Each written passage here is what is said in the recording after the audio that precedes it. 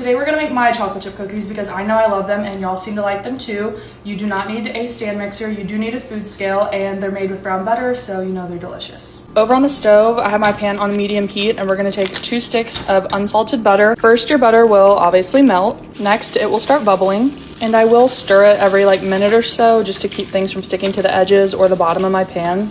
Now that it's starting to foam, you'll want to turn off your heat and grab whatever bowl you plan to transfer your butter into. I like to get it to kind of a caramely color. We're almost there.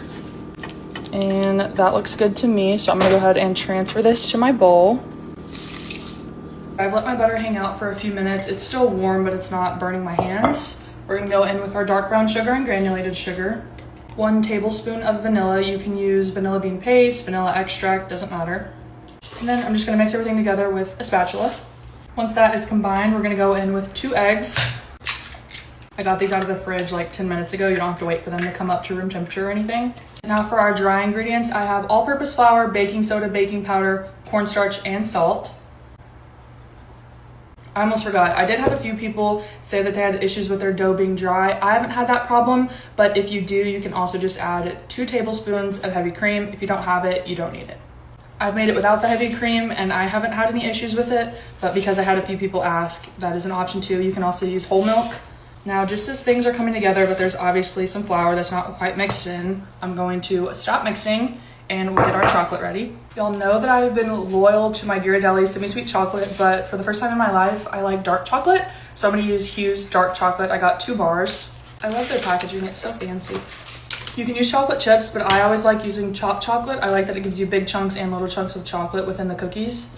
I also just like the sound of chopping chocolate. I don't know.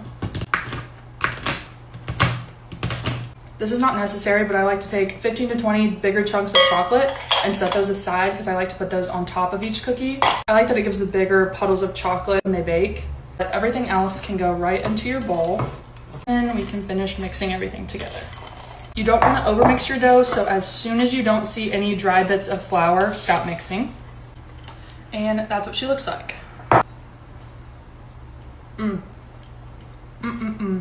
So good.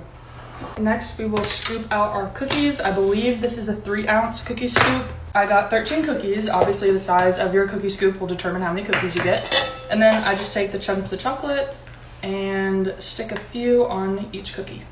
Now, you want to stick these in the fridge for at least 2 hours to set up. These are going to bake at 350 for 14 to 15 minutes. Right out of the oven, these are going to get some flaky salt. They have perfectly crispy edges and the center is soft and chewy.